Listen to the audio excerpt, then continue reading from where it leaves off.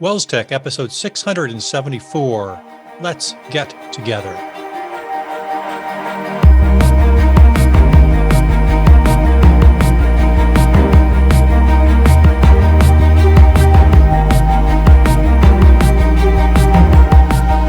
WELSTech is a bi-weekly podcast exploring the intersections of technology and ministry. It is part of the podcast network sponsored by WELS, the Wisconsin Evangelical Lutheran Synod. Our show today is hosted by Martin Spriggs and Sally Draper.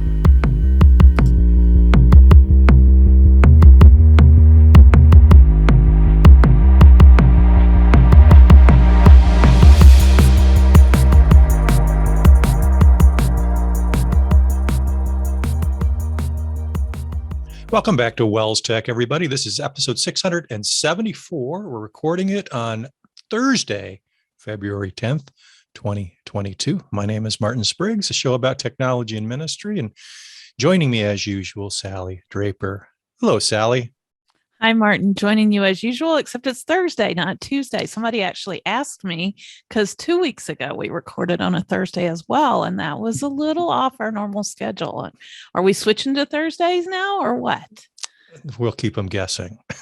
Now, Tuesday's the day we normally would record, but I was actually over in Michigan on Tuesday, so felt that we could push this back later in the week, visiting our good friends at Michigan Lutheran Seminary and talking some technology with them. So awesome. It's always good to get over. And I hadn't been over there in a couple years. Pre-COVID probably was the last time I was over there. So it was good to see them again and talk about some good things. So making the rounds once again. So, but Thursdays is plan B usually, but we're flexible here at WELSTech.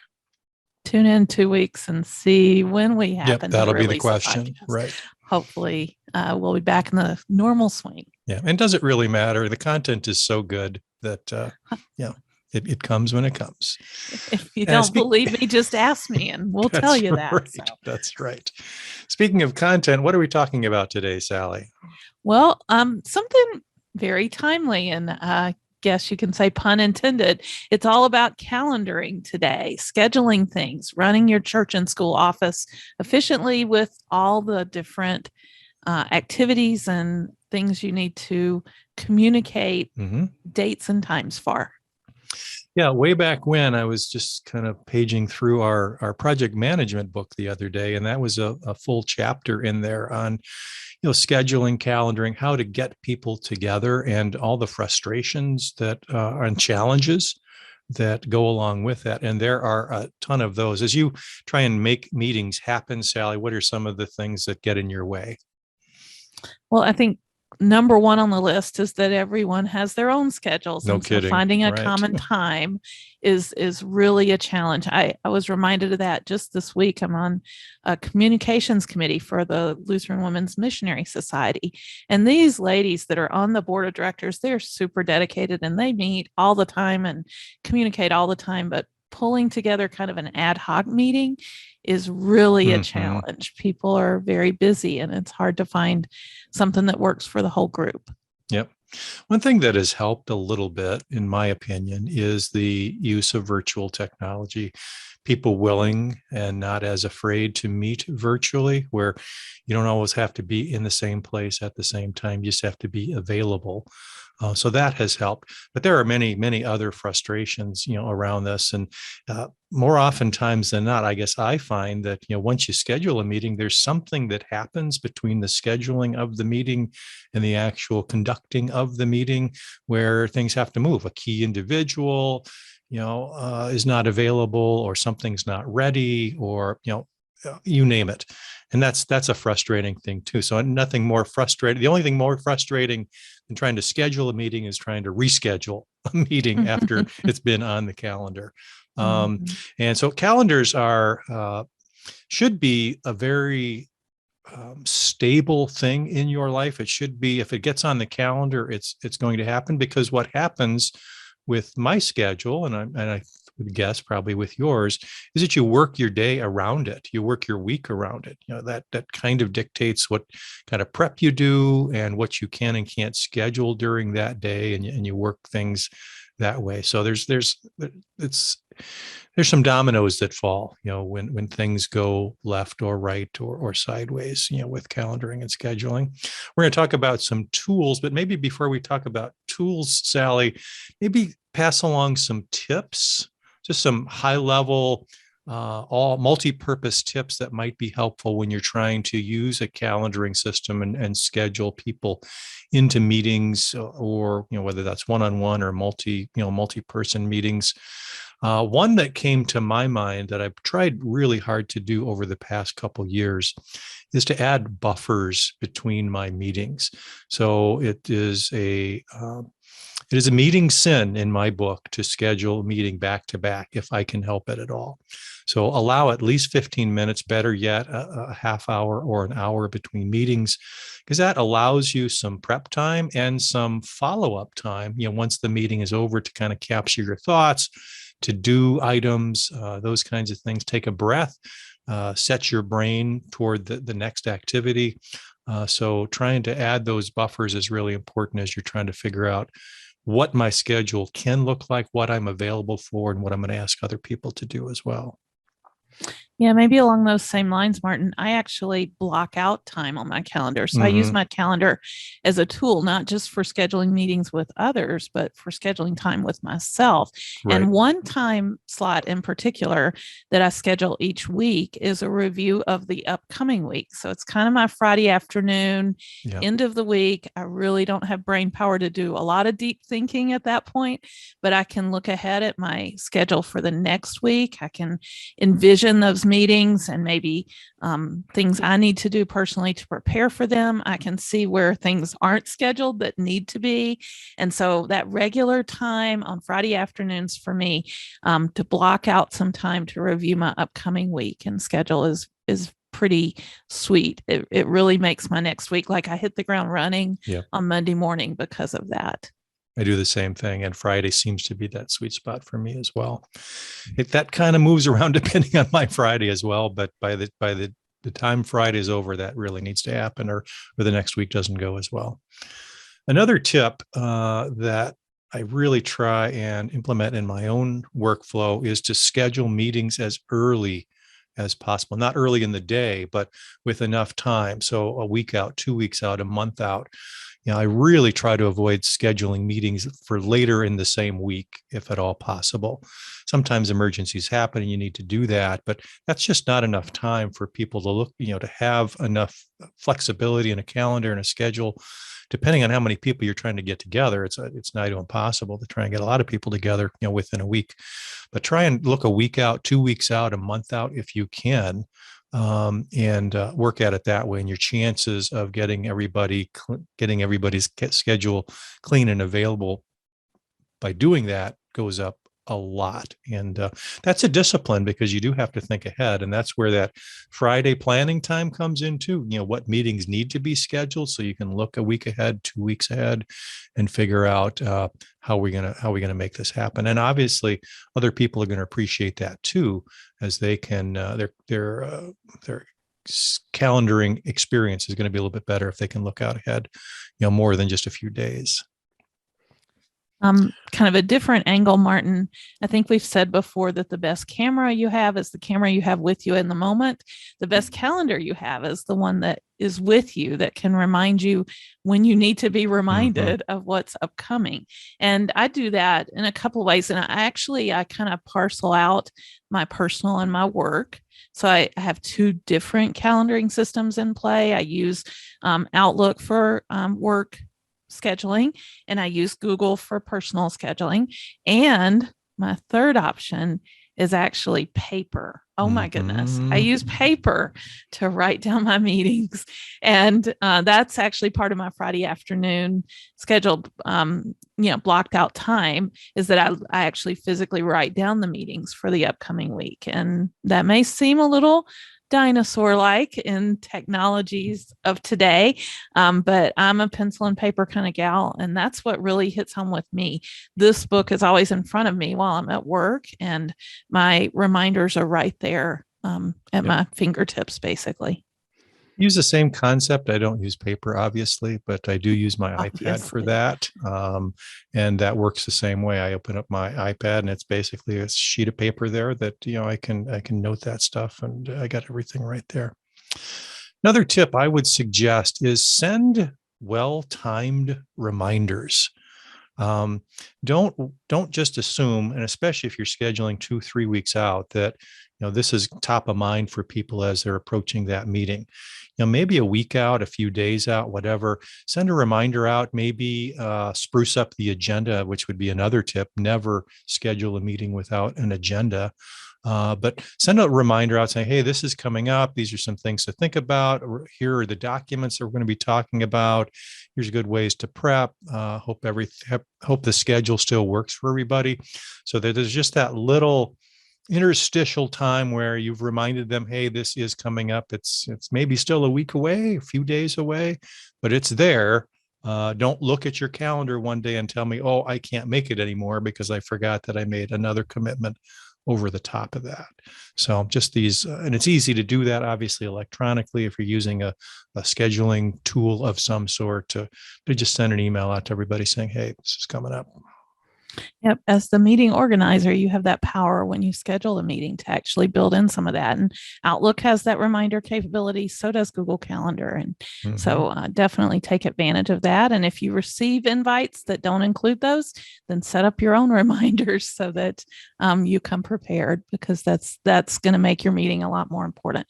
Martin, we've been really focused on personal calendaring and managing your own meetings, but churches and schools obviously have events and things on their calendars as well. And so applying some of these kind of concepts to the church and school, and I think even fundamentally where you do your calendaring for the church and school, is a really good place to start and think through and make sure you're doing it in a place that's more corporate, not using personal tools, but corporate tools to do church and school calendaring.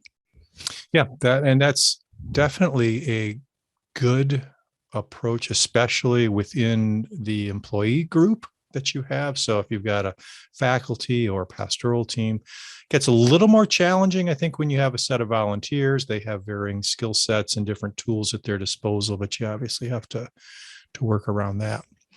Maybe one final tip before we jump into some of these tools, which is kind of the fun part of this conversation, is, well, maybe I'll do two. First of all, come prepared. Make good use of that time. People are going to look forward to meetings if they're well organized, and you, at least as a maybe the meeting organizer, come prepared. So you're bringing your A game. You got all the stuff together. You got it together. You're not wasting their time. The second tip would be never, ever, if at all possible, cancel a meeting unless it's absolutely necessary. If somebody can't make it, and that they're the fifth out of they're number 5 out of 5 people, you've still got the other 4. You want to gain the reputation of, we're going to hold this. This is going to happen unless most of the people are very key ingredients to the meeting aren't available. So kind of hold the line. Don't cave when somebody says they can't make it. Work around it. Maybe hold another meeting sooner after that to make sure they get included. Take minutes. Send out notes. Try to include them in Zoom. You can record the meeting, so they can have access, or Teams or whatever, Google Meet, so that they have access to what went on in the meeting as well. But try and stick to it, and that's going to move the project or move the discussion or keep things going. If you constantly have to reschedule, then you look up and boy, it's 3 months later after that first meeting was supposed to be scheduled, and that's going to delay whatever it is that you're talking about by 3 months. So very good. Sally, right. Where do you want to start with tool time? What kind of things can we share that are going to make a difference for our folks? I am going to start with one of my favorites right off the top. And I think we use this at the Synod level. I use it for LWMS things, personal things, and it's a tool called Doodle. You can get to it at doodle.com, and it is a free tool, and you can create a free account if you want to kind of track your meetings over time. But basically, it allows you to come up with different slots of time and send it out to a group and have them indicate which will work for them. So you get feedback. You can see everybody can make it at this particular time. And that's really a huge improvement over sending it out an email saying, when can everybody meet, and getting 9 responses back with different times in them. This gives everybody a starting point and allows them to respond with what works for them and what doesn't.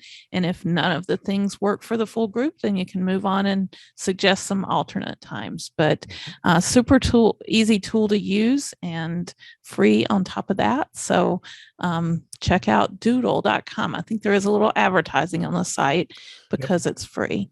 Yeah, and there is a paid for or premium version, and I think there are some cool features that come along with that.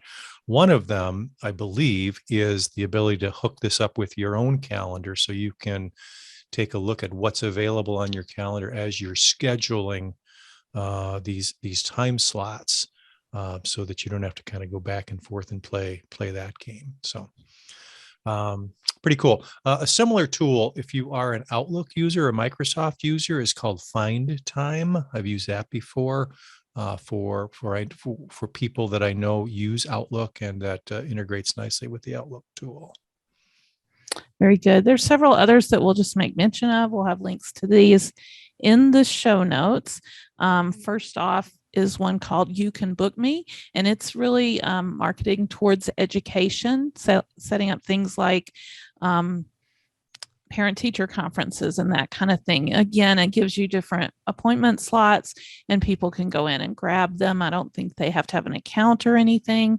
In a similar fashion, if you want to organize something like a meal train or volunteers, there's different sites that specify or specifically speak to that. Mealtrain.com and volunteersignup.com are a couple that I've seen used in churches and schools over the years, where people can go in and sign up for a particular responsibility or to provide a meal on a particular night or whatever it may be. So more customized tools. Again, just a lot more efficient than setting up a spreadsheet, even, where they have to go fill in this.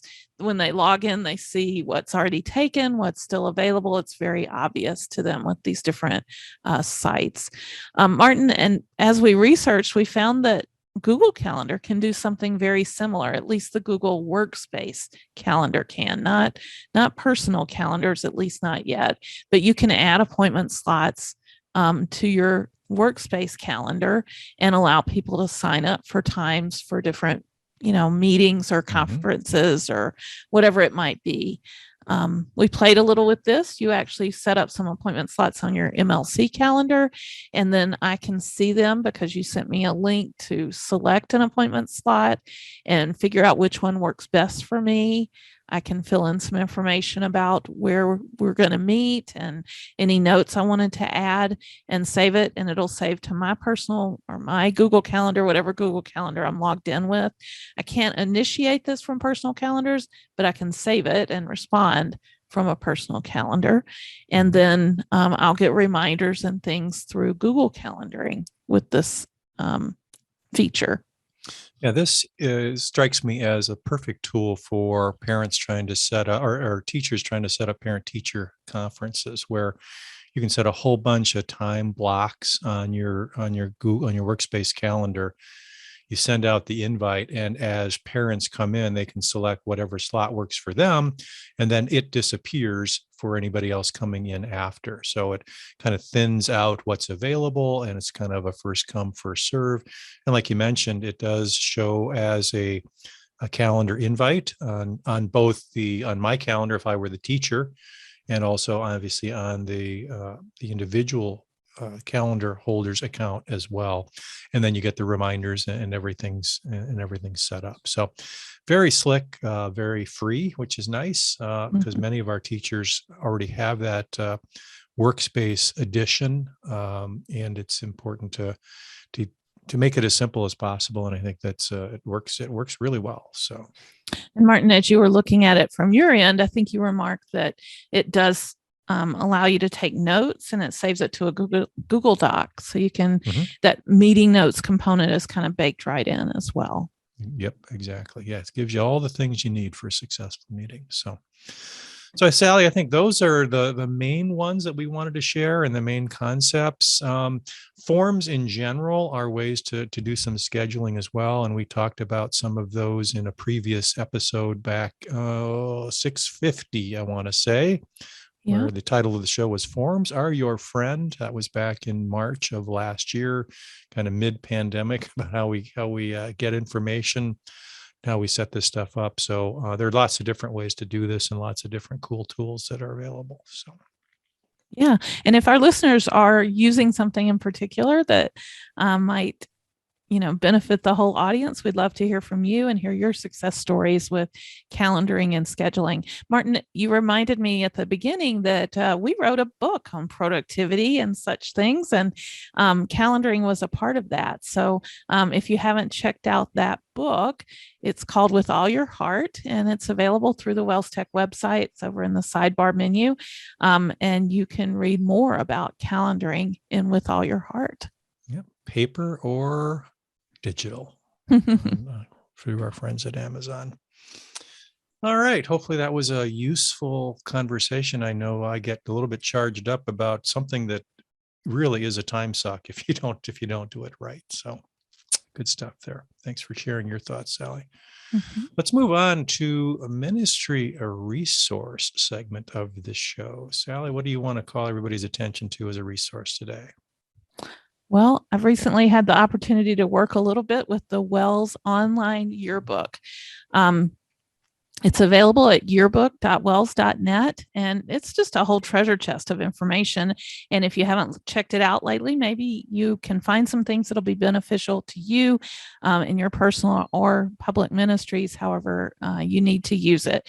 At its simplest, it is a way to look up churches if you're on vacation. So that's kind of how the whole thing started. We had a church locator, and it's baked right in now. You can put in specific address things and tell it whether you want to look for churches, even with things like hearing loops and worship broadcast. You can look for schools or care facilities, all kinds of things.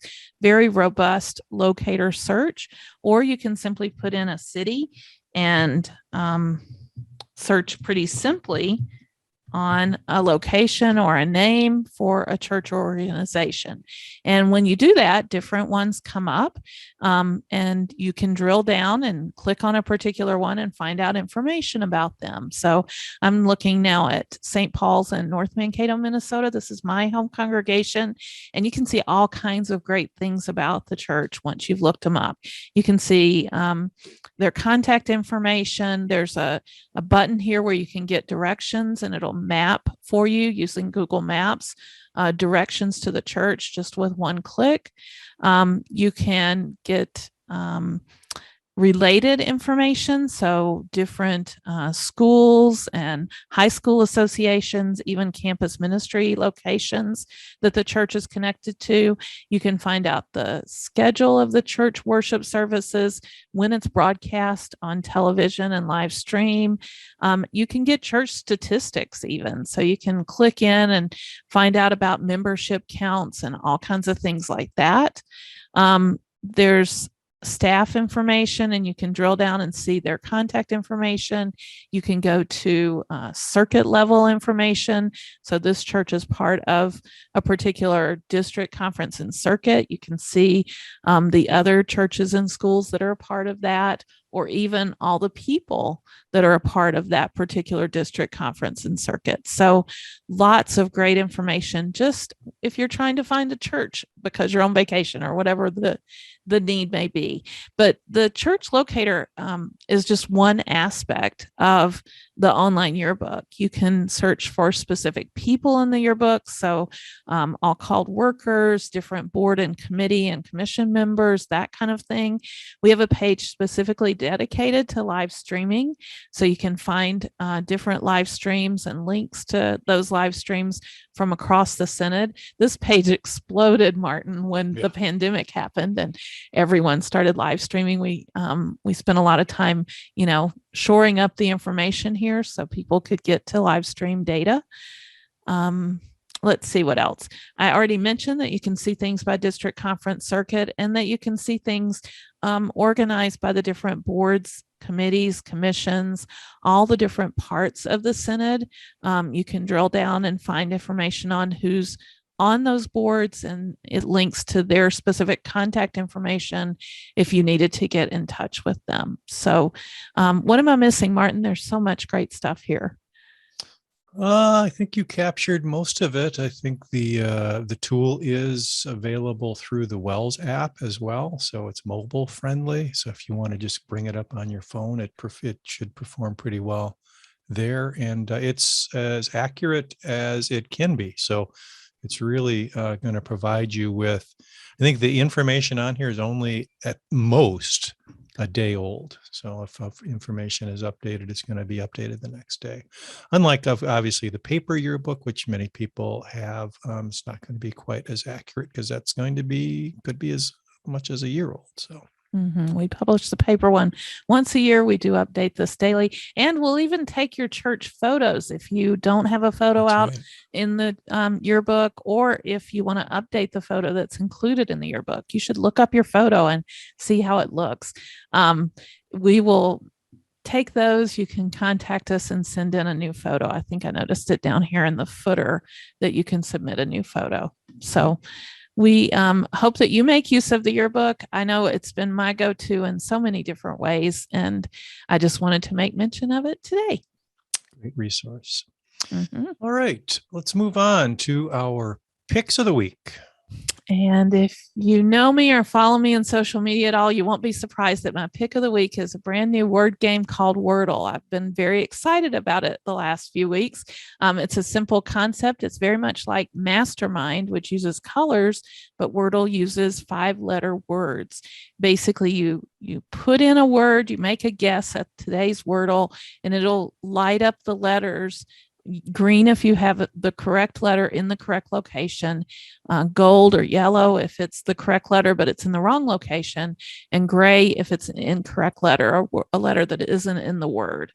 And so pretty simple concept, and it's just really taken off and become very popular, mainly because people share their results as they do the Wordles. And so you get 6 tries, and at the end of the 6 tries, it'll tell you what the word is. You will have lost your opportunity to correctly solve the Wordle of the day.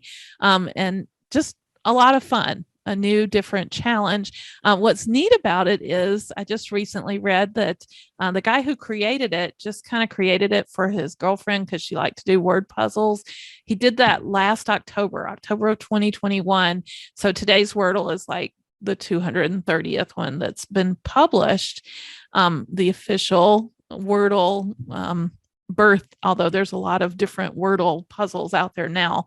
Anyway, it kind of took off, went viral, and just recently the New York Times actually bought it to incorporate it into their offerings of puzzles. So if you're a puzzle fan, you're going to see Wordle through the New York Times as well. There are a lot of different knockoffs of it. You can get all the archives of Wordle, all kinds of fun things. But one that I was thinking about as I prepared my Sunday school lesson this week was making my own Wordle. And so I went out, and you can go to mywordle.me. It resolves to a strivemath.com website, but mywordle.me will get you there. And then you can create your own Wordle. And I did it for my Sunday school kids this week, and they solved the Wordles that I created for them with words from the lesson we did. So I always start with saint. That's just the way I do it. And ultimately, they figured out the word was serve.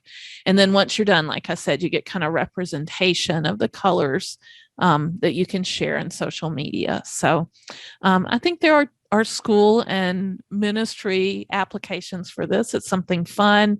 I saw some different church communications where they just spelled words in this format and lit up things to kind of promote something at church or whatever, just kind of taking advantage of the fun of this new puzzle that's out there. So thought it was worth sharing with others.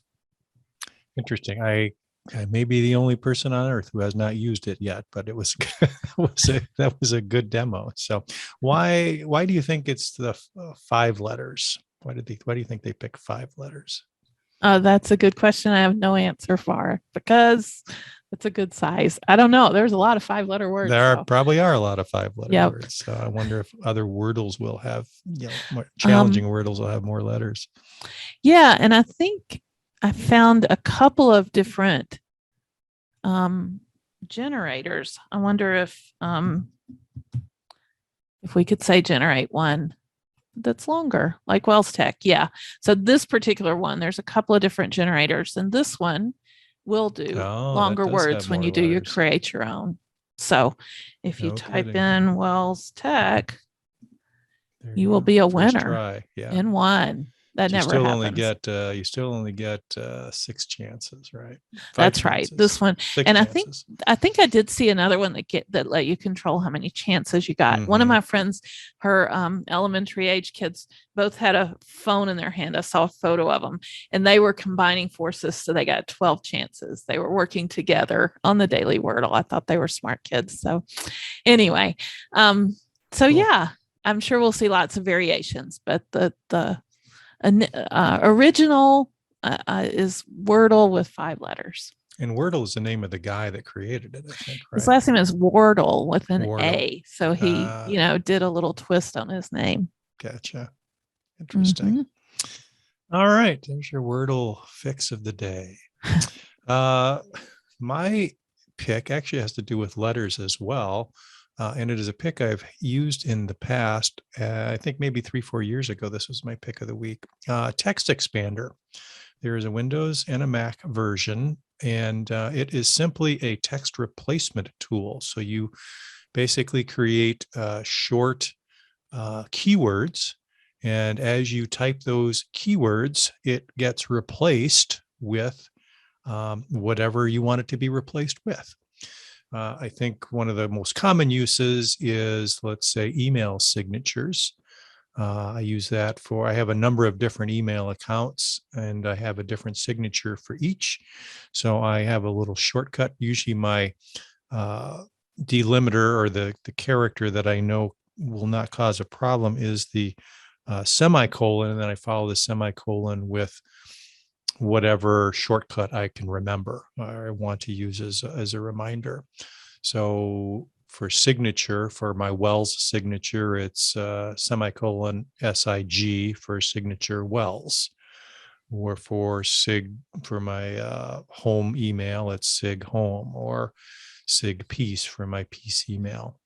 But I've found some other really cool uses for it, because you can get really complicated in asking it to prompt you for information through the expansion process.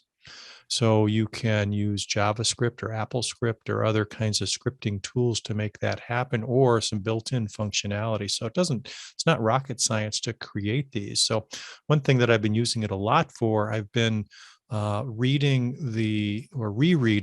the entire Bible in 3 year series, because we wanted to change translations. It was still on the old NIV 84 translation. And so we changed it to the EHV, the Evangelical Heritage Version, but we didn't have a narration for it. So I'm doing that, but I'm also creating blog posts for every reading for three years. And so it's a copy and paste exercise, and I've got to massage the data so that the footnotes come out right and the headers come out the right size, and the formatting. And so I'm able to do all that with Text Expander snippets. So they go through and change the footnotes to the right numbers and the right formatting, and add codes where necessary. And all I do is I have to just cut and paste and add a few pieces of data, and it does it all for me. So it really has stripped it. What took maybe 10 minutes probably for one reading to do all the formatting and spruce it all up, now is down to about 2 minutes, because I was able to automate all this with Text Expander. You may remember in the past that there had been Text Expander snippets out there for the entire Christian worship hymnal. So you type in a hymn number and it would spit out the verses for you. So easy to create bulletins. It's not as necessary with Service Builder now, although if you don't have Service Builder, this might be an option. But there's all kinds of repetitive tasks. Like I get asked the same question quite a bit related to streaming or other technology topics, security issues. And if I can craft an email that would ultimately be reused, I can plug that into Text Expander, and I can, with a key code, enter that in, and it would enter all that information in for me. So it's a little macro kind of tool, if people remember macros from the old days, but extremely powerful. Just look it up and search a couple of YouTube videos on what it's capable of doing, and you'll be impressed. It is not free. There's a 30-day free trial, but it costs $3.33 per month. I think if you buy it for the year, there's a different monthly price, which is a little bit higher. But this is a really useful productivity tool that is one of the first things I install if I have a new computer, because it's a lifesaver, really a time saver as well. So that's my pick of the week, Text Expander.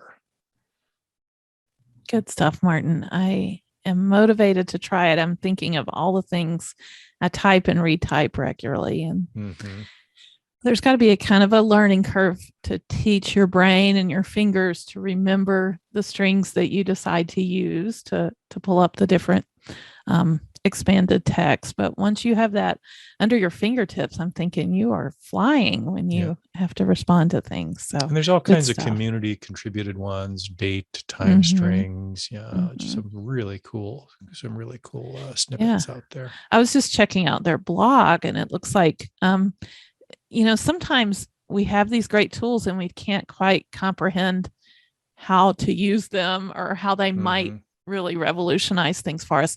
And so just following their blog, it looks like some really great articles just to kind of get you thinking about ways this powerful tool can work for you. So that might be a good place to tune into as well. Yep. All right, let's move on. We've kind of combined a few of our segments here, and we're calling this one Community News and Feedback. So we'll throw in, if there's tech news or WELS Now news or those kinds of things, we'll put that all in here. But this primarily would be the section where we would talk about questions that have come in through email or our website, through social media, comments, suggestions, those kinds of things. That's still kind of the primary purpose, but we've broadened its scope a little bit just to kind of keep things moving along and tighten up the show a little bit. So one thing we wanted to make people aware of, and that is from our good friends at Northwestern Publishing House, and their Forward in Christ magazine has released, and it started at the beginning of the month, a Every Day with Galatians Bible reading series. So they've broken up the readings for Galatians. So the challenge, so to speak, is to read through Galatians, and there's commentary, and there's just a good way to spend a few minutes of your day going through one of the most beautiful books in the Bible. Just great stuff throughout Galatians, and they packaged it up and allowed you to just kind of go to the website. And I don't know if there's an RSS feed or not. There's a newsletter or an e-news that comes out, I guess, with this information. Or you can go to their website as well to follow along and go through February reading Galatians. Good stuff. Always in the Word. Good place to be. Yeah. Also want to make mention of a website that was recommended to us by Michael Vlieger, who teaches at Risen Savior Lutheran School in Mankato and is a fellow church member with me at St. Paul's North Mankato. Good friend. Michael shared that he found Iorad, which is for making walkthrough kind of tutorial videos. It's an interesting concept, Martin, and it seems to really take a lot of the work out of making videos, which has become a real cumbersome and time-consuming thing for teachers to share information, having to sit down and record a video, and you don't want to sound dumb or get it wrong, and have to go back and re-record from the very beginning. Just a really good way to do this. It actually takes the teacher's voice out of it even. Basically, what you do is you kind of turn on the tool, you walk through whatever it is that you want to do with, using your mouse to click on different places, and it turns it into something that shows everywhere you clicked with this bright pink outline. And it actually kind of records in text the steps that you're taking. So in other words, as this person was recording this, they clicked settings, and it actually wrote the words click settings here.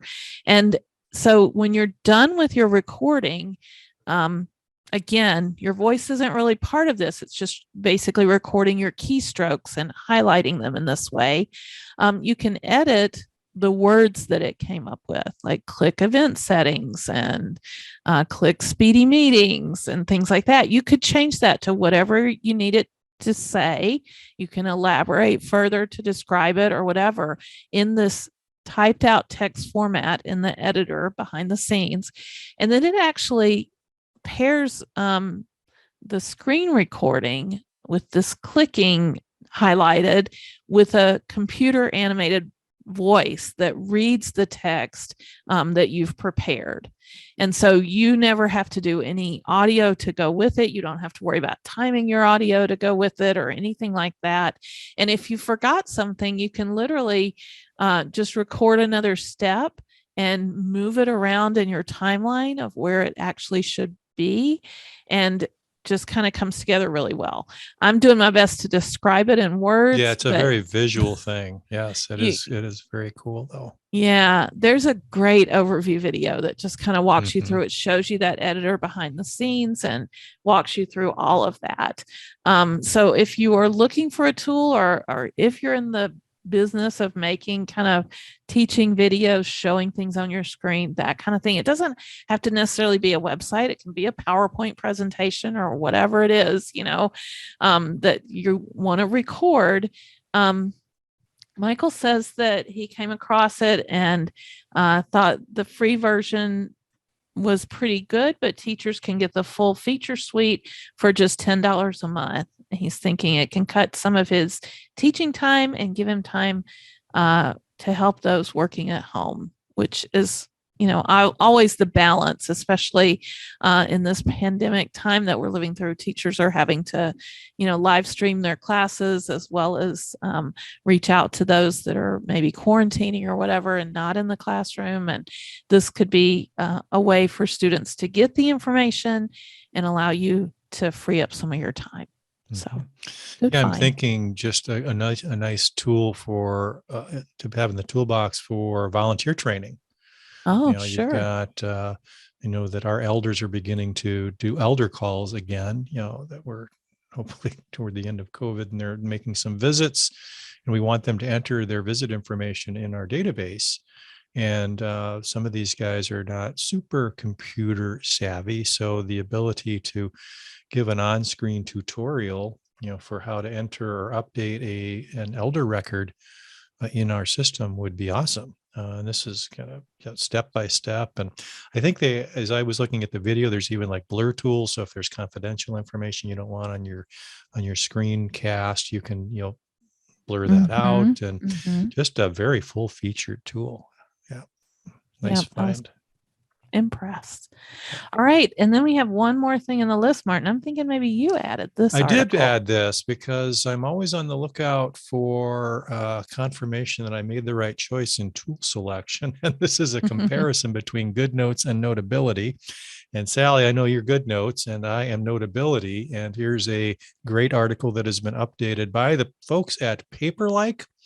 Paperlike is a screen protector that makes your iPad screen feel more like paper, so that when you're using the Apple Pencil, it provides some resistance, and I like the feeling a lot better. But anyway, so they're interested in obviously getting people into these tools, and this does a nice job. They originally published this back in 2019, but they added an update here in February to some of the tool sets because both of them have new versions. And they just do a great job at kind of going step by step, all the features, and compare and contrast each one.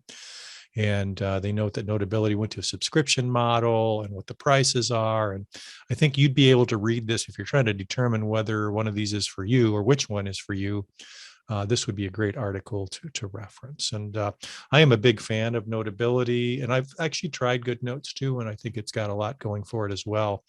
But these are great at capturing handwritten notes, and there's searchability. There's all kinds of annotation tools, and you can insert pictures and type text if you want, just all kinds of great stuff within these tools. They both do a great job. So take a look at this article if it is something that you are interested in learning a little bit more about or making a choice. These are not super expensive tools, but I think they're valuable if you're planning on using your pencil, Apple Pencil on your iPad. Good stuff, Martin. I do use GoodNotes pretty much daily, and I use it with PDFs that I buy that look a lot like a paper planner. And so they have that look and feel, and I'm just annotating on top of this PDF document basically, but it's all linked up. It has tabs down the side so I can jump to whatever month and that kind of thing. So I know GoodNotes is very versatile for that kind of usage. All kinds of templates, bullet journal templates and all that stuff. Mm-hmm. Fun stuff. And I actually have used, and I think I own Notability. I just kind of moved to GoodNotes because of the PDFs that I wanted to put in there. Kind of promoted GoodNotes or whatever. Too. They saw the writing on the wall, so to speak. Then they added that too. Oh, cool. I'm curious, just kind of a side conversation. The paper-like screen protector, is that what you call it? Paper-like. Does that tear up your nib of your pencil? That's the bad side that I'd heard about those. Not really. I mean, I haven't noticed that it has been a problem. They give you 2 sheets, and your nibs. When you get a Apple Pencil, you get 2 nibs as well. I've also seen there's little caps you can put on your pencil that make it feel more when you use it, it feels more like a pencil. So you don't use the screen protector, you just use the nib cap, so to speak, and it does that. I can't vouch for those. I've always used the paper-like ones, and it does 2 things. It protects the screen, of course, and then it gives you that better writing experience, and it kind of dampens the sound too. That's kind of one of the things when you're writing on glass. It's all tap tap tap, click click click. Yes. The screen protectors kind of damp that down a little bit too. So good question. Good information. I've never used either, so I just tap tap tap all the time. Right. So anyway, that's going to do it, I think, for the show today. We really appreciate you joining us. If you want to contribute to the show, please go to our show notes page, WELSTech.wels.net. And there you can leave a comment on a particular show. You can visit one of our social gathering places, so to speak. We're Facebook, Twitter, Digo, Pinterest, et cetera, et cetera. So you can find all those links there. You can even leave a voicemail. There's a big blue button on the right-hand side that says send voicemail. And we do listen to those. And if appropriate, we'll share those on the show as well. So join the conversation. We really appreciate you being here, and hope you enjoyed the show today. And we'll come back the next time we gather together. Thursday, Tuesday, Wednesday, I don't know, but it will be, Lord willing, another show after this one. So take care, everybody. Thank you for joining us. Blessings. Bye-bye.